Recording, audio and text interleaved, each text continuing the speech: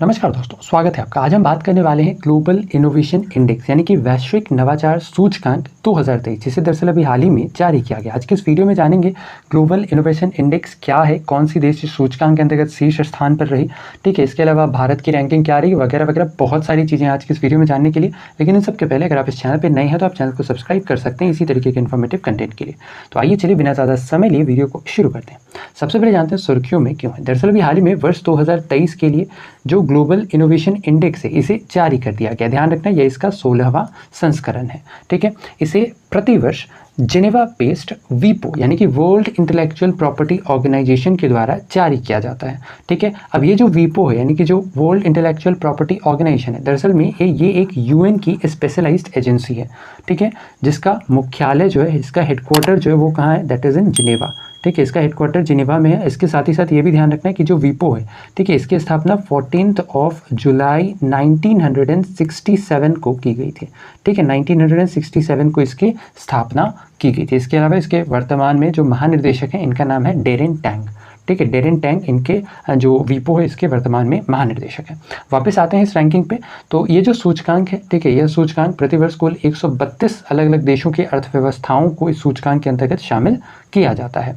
इस सूचकांक को जारी करने का मुख्य उद्देश्य दुनिया भर के जितने भी देश हैं, ठीक है, उन सभी देशों में अलग अलग स्तर पर जो इनोवेशंस या फिर जो टेक्नोलॉजीज़ का इस्तेमाल किया जा रहा है उसे और बेहतर बनाना है, ठीक है। साथ ही सूचकांक का इस्तेमाल अलग अलग देशों की सरकारों के द्वारा अपने नवाचार पारिस्थितिक तंत्र को सुधारना या फिर जो उसकी पॉलिसीज़ हैं, ठीक है, या फिर जो उस पर्टिकुलर गवर्नमेंट की पॉलिसी है, ठीक है, उसमें सुधार लाना होता है।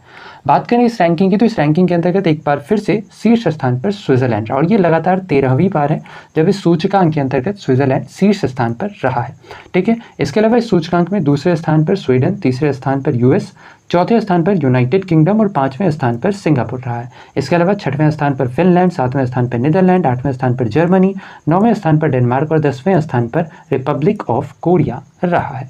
इसके साथ ही ध्यान रखना है इस सूचकांक के अंतर्गत अगर हम मिडिल इनकम इकोनॉमी की बात करें तो इनमें टॉप 30 में केवल 2 देश शामिल हुए हैं। इनमें एक है चाइना जो कि 12वें स्थान पर है और उसके बाद आता है जापान जो कि 13वें स्थान पर है।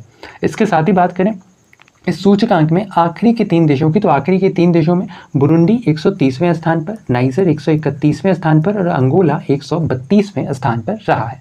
अब बात करते हैं भारत की। भारत एक बार फिर से इस सूचकांक में अपने पुराने रैंकिंग को बरकरार रखा है। वैसे अगर हम इस इंडेक्स की बात करें ओवरऑल तो भारत की इस इंडेक्स में रैंकिंग जो है वो लगातार सही होती जा रही है, लगातार बेहतर होती जा रही है। लेकिन अब की बारी अगर हम बात करें तो जो पिछले वर्ष रैंकिंग जारी की गई थी, ठीक है, वर्ष 2022 में, इस सूचकांक में भी भारत 40वें पायदान पर था और अब की बारी यानी इस वर्ष की रैंकिंग में भी भारत 40वें पायदान पर ही मौजूद है, ठीक है। यहाँ पर आप देख सकते हैं भारत 40वें पायदान पर है 38.1 अंकों के साथ, ठीक है।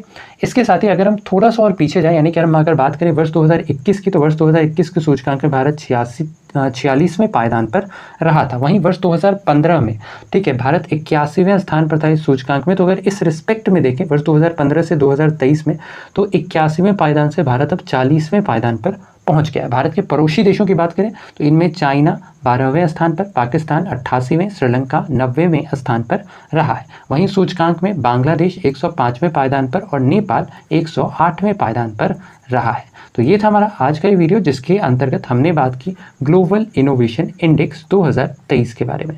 आशा और उम्मीद की वीडियो आपको इन्फॉर्मेटिव लगा हो। अगर वीडियो पसंद आया है तो वीडियो को लाइक कर सकते हैं। इसके अलावा अगर आप इस चैनल पर नए हैं तो चैनल को सब्सक्राइब करना बिल्कुल ना भूलें इसी तरीके के इन्फॉर्मेटिव कंटेंट के लिए। तो बस आज के लिए इतना ही। अपना ख्याल रखें, स्वस्थ रहें, सुरक्षित रहें। आपसे फिर अगली वीडियो मुलाकात होगी, तब तक के लिए धन्यवाद। गुड बाय, टेक केयर, जय हिंद।